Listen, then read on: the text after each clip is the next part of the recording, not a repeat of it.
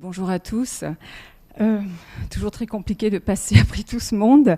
Alors, ce que je vais vous proposer, au final, je vais sortir de ce PowerPoint, excusez-moi. Je vais vous proposer qu'on commence par écouter un peu de musique, parce que parler de Sega, c'est, je pense que voilà, il vaut mieux après tout ce qu'on a entendu, se mettre aussi dans un petit moment, comment dire, un peu flottant. Allons faire ça.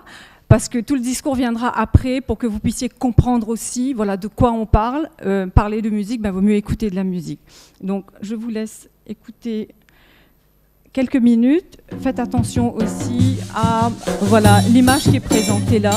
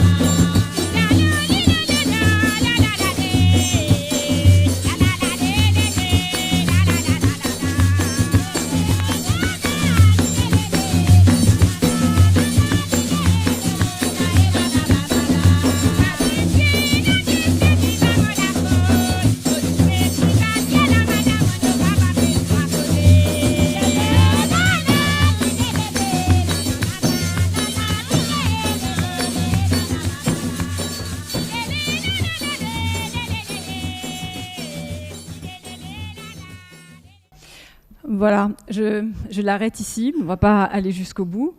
Alors, je voulais vraiment que vous entendiez cette musique, parce que quand je vais parler de sa structure, vous avez sans doute entendu la montée en puissance, l'assistance qui participe, avec des sifflets, avec des rajouts de voix, la présence de là c'est une femme qui chante notamment. Ce couple, en fait, que vous voyez ici à l'écran, c'est le couple Cassambo, pour ceux qui connaissent, donc Josiane Nankou et Loïs Cassambo, et cette photo est du photographe Pierre Argot. Je cite parce que souvent dans les présentations comme ça, on met les images voilà, pour le public, mais on ne dit jamais voilà, qui sont les auteurs de ces images.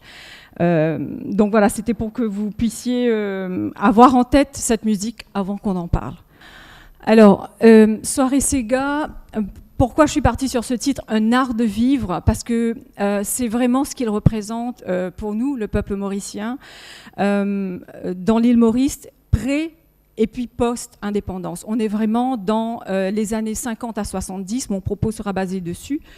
L'île Maurice a acquis son indépendance en 1968, et c'est important de comprendre comment la musique, finalement, cette musique, cette part populaire qu'on recherche aujourd'hui, comment cette musique-là, elle s'est construite comme une contre-culture. Mais de tout ce que j'ai entendu depuis hier, elle ne s'est pas construite contre la colonisation, contre les colons. Elle ne s'est pas construite dans l'esprit de la décolonisation à proprement parler.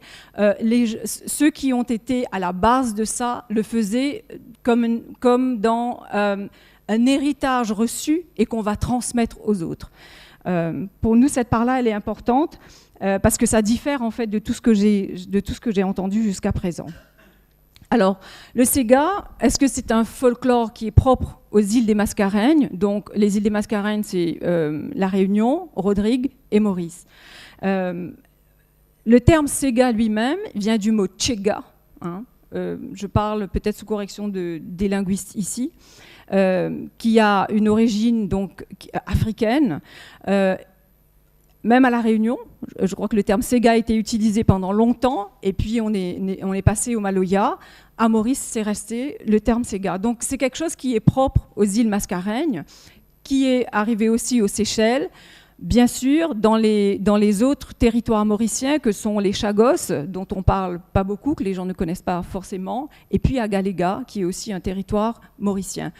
Le Sega, pour nous, c'est notre blues. Hein, c'est ce qui est hérité de la période de l'esclavage. Sachant qu'à Maurice, l'esclavage a été aboli bien avant dans d'autres îles ici, dans l'océan Indien. À Maurice, c'était en 1935. Pourquoi? Parce que Maurice, c'est une colonie... 1835, pardon. Parce que Maurice était une colonie britannique et non française, comme souvent on le croit. Colonie française pendant quelques années, avant l'arrivée des Britanniques en 1810.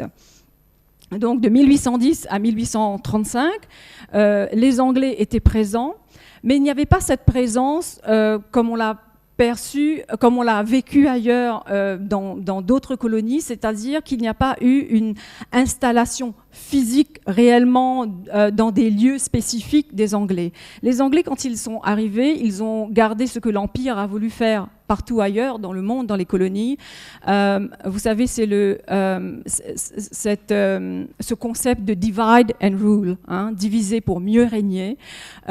Donc, ils n'ont pas voulu se mettre à dos la population qui était présente sur cette île-là, donc les colons français, d'où le fait qu'à Maurice, les gens parlent français couramment. Donc, ils ont laissé la possibilité au peuple de garder sa langue, la langue qui était utilisée à ce moment-là, et aussi les différentes pratiques en fait qu'il y avait déjà, les pratiques culturelles, parce que il y avait quand même les esclaves africains qui étaient là, et c'est à travers eux. Et ça, c'est important de le savoir, c'est à travers eux, en fait, qu'arrive la grande expérience. Maurice est le premier pays où on a fait la grande expérience de ce qu'on appelle l'arrivée des indentured laborers. Donc, c'est les travailleurs étrangers c'est cette main-d'œuvre, en fait, qu'ils importent de l'Inde pour venir dans la colonie, pour pallier en fait à la fin de l'esclavage, pour apporter cette main-d'œuvre nécessaire pour travailler dans les champs de canne. Donc tout ça fait que Maurice devient une île très complexe par sa population, très bigarrée, une population très bigarrée, très complexe, l'arrivée de différentes cultures en fait très, très tôt sur l'île, l'administration est britannique. Dans la vie de tous les jours, on parle français, on communique en français. La presse qui est là, Maurice a la plus ancienne presse de l'hémisphère sud, c'est quand même pas rien. C'est une presse qui est produite en français uniquement. Et puis, la population, la masse, on va dire, parle et créole et parle aussi hindou, puisque 70% de la population mauricienne est d'origine indienne. Le Sega qui était construit juste avec le tambour, ce que vous avez entendu au tout départ, qu'on appelle le Sega typique. Donc, les instruments, c'est la ravane, qu'on appelle le tambour, la ravane, la maravane, qu'on appelle le kayang ici à La Réunion, et puis le triangle. Il y avait 3 instruments et rien d'autre. Plus tard est venu, justement, avec la présence des colons, l'accordéon diatonique, donc on utilise notamment en Bretagne, et le Sega Rodrigué par exemple garde jusqu'à aujourd'hui, a intégré jusqu'à aujourd'hui cet instrument en fait dans sa musique, dans la construction de sa musique. Et puis bien sûr il y avait une danse. Cette danse-là, elle était vue à l'époque par les historiens, là je pense à des gens comme Milbert, etc., comme étant une danse très érotique. Hein, les corps ne se touchent pas, mais il y a dans l'expression des corps quelque chose qu'il trouvait de très érotique. Une langue, bien sûr, le créole. Des costumes. Alors, est-ce que le Sega, à l'origine, est-ce que les gens portaient ce qu'on voit aujourd'hui, ce qu'on appelle les costumes des danseuses de Sega? Eh bien non, les gens dansaient avec les habits du quotidien.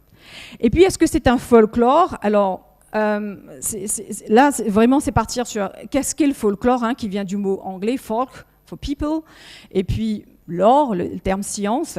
Alors, c'est le Britannique, justement, John William Stearns, qui évoque ce mot et qui dit que le folklore se réfère donc essentiellement à ce qu'on peut appeler la culture immatérielle, donc non matérielle, populaire. Donc c'est un ensemble de pratiques, de croyances, de rites, de contes, de légendes, etc., dans les sociétés traditionnelles.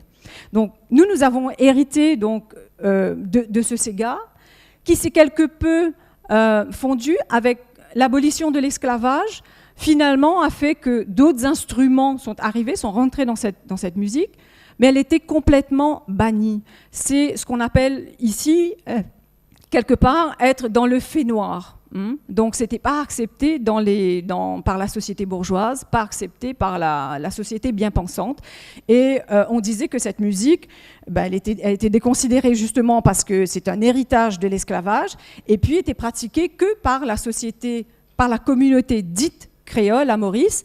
La société dite créole à Maurice est associée à une couleur de peau, donc les gens noirs, à une classe sociale aussi, donc la classe ouvrière, les prolétaires, mais également à Maurice, la société créole est associée à la religion. Donc quand on parle de créole à Maurice, souvent c'est parce que les gens sont de religion catholique. Donc voilà, c'est quand même un peu différent de ce qu'il y a ici à La Réunion. Donc pendant des années entières, en fait, le Sega était resté dans les espaces intimes, dans les maisons, dans les familles, et n'avait pas droit de cité, si on peut dire, dans les espaces officiels. Donc, mais cela n'a pas empêché en fait le Sega d'exister, comme on dit dans le fait noir. Il faut comprendre que cela n'était fait que dans les années, allons dire à partir des années 40, avec l'arrivée on va dire, quelque part dans les villages, le Sega a commencé à se jouer sous les porches des boutiques. Par qui? Par une personne, Tifrère. Et Tifrère, c'était quelqu'un, il s'appelait Alphonse Ravaton, connu comme Tifrère.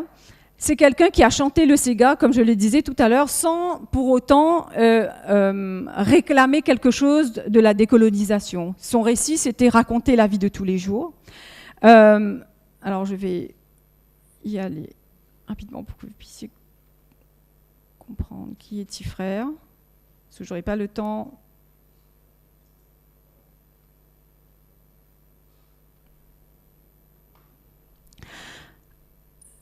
Son propos, c'était de raconter la vie de tous les jours. Cette vie de tous les jours, faite pour ceux qu'on appelle les descendants d'esclaves, la communauté créole, qui était vue quelque part par les autres. Les gens de la communauté créole étaient toujours stigmatisés comme des gens dans la prostitution, les gens qui consomment énormément d'alcool, les gens qui ne savent pas gérer leur couple, beaucoup de violences conjugales, etc. Et lui, il chantait ça. Finalement, c'est comme pour déconstruire cette idée que c'est les autres qui disent de nous. Et il a construit son propos à chaque fois. Toutes ces chansons, en fait, parle de ça, c'est le récit de la vie quotidienne. Donc il n'y a pas un récit contre les colons, etc. C'est pour parler de ce que plus tard, dans la société mauricienne, quelqu'un l'a défini comme ce qu'on appelle le malaise créole. Mais pareil, ce n'était pas une musique qui passait à la radio, par exemple, elle était complètement censurée, bannie à la radio. Ce n'est pas une musique qui était jouée dans les espaces publics, dans les théâtres. À Maurice, en fait, dans les années 50-60, c'est les opérettes, les opéras qui étaient très cotés, allons dire. Il y avait aussi l'implantation des centres culturels, etc., britanniques, français aussi, mais la musique créole n'avait vraiment pas droit de citer.